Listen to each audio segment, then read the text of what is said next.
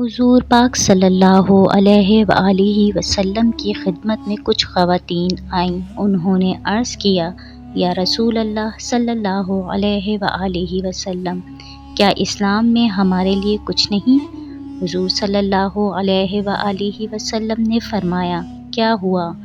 تو کہنے لگیں، حضور، دین میں اگر عورتوں کے لیے بھی کوئی خیر ہے تو ہم ابھی کلمہ پڑھ لیں، مگر ہمیں تو اپنے حق میں نقصان ہی نقصان نظر آ رہا ہے۔ حضور صلی اللہ علیہ وآلہ وسلم نے فرمایا، آپ کیا پوچھنا چاہتی ہو؟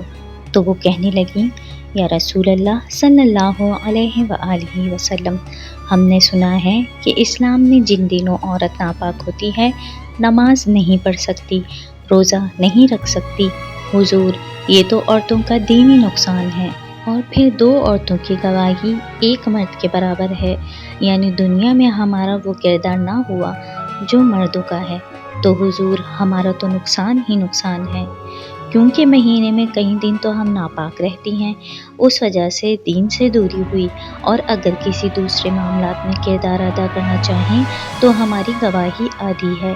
حضور، یہ تو ہمارا بڑا نقصان ہوا۔ نبی پاک صلی اللہ علیہ وآلہ وسلم نے انہیں بیٹھ جانے کا کہا، پھر فرمانے لگے کہ تمہیں پتہ ہے جس گھر میں بیٹی پیدا ہوتی ہے کیا ہوتا ہے؟ عورتوں نے کہا، نہیں۔ حضور صلی اللہ علیہ وآلہ وسلم نے فرمایا، میرا مالک 2 فرشتے بھیجتا ہے جو بیٹی کے گھر والوں کو سلام کہتے ہیں۔ جنوں اور انسانوں کے علاوہ ساری دنیا ان کے سلام کو سنتی ہے۔ پھر وہ فرشتے اس بیٹی کو اپنے پروں میں ڈھانپ لیتے ہیں اور اس کے سر پر پھیرتے ہیں، اور ان کے والدین کو کہتے ہیں ان کی صحیح طرح سے پرورش کرنا، ان کے ذمہ داروں اور بڑوں کو کہتے ہیں اسے صحیح طرح سے پالنا۔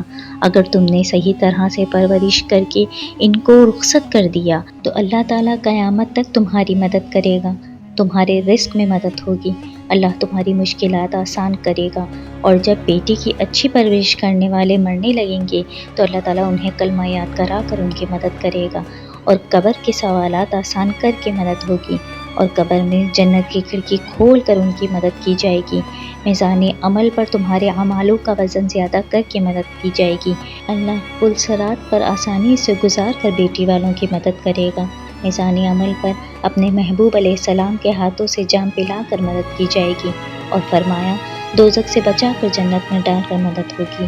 حضور نے فرمایا، یہ تو ہے صرف بچی کی پرورش کا معاملہ، تمہیں پتہ ہے کہ جب ایک عورت حاملہ ہوتی ہے تو کیا ہوتا ہے؟ حضور نے ابھی یہ بات شروع ہی کی تھی کہ وہ خواتین رونے لگیں، ان کے آنچل آنسوؤں سے بھر گئے۔